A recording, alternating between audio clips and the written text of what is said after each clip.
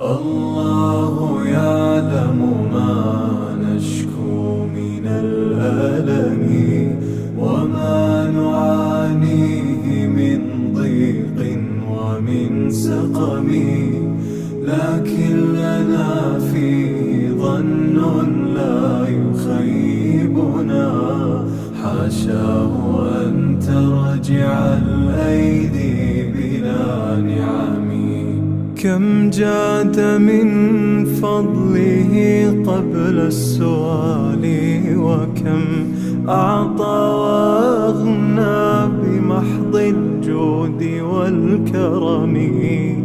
الله يعلم ما نشكو من الألم.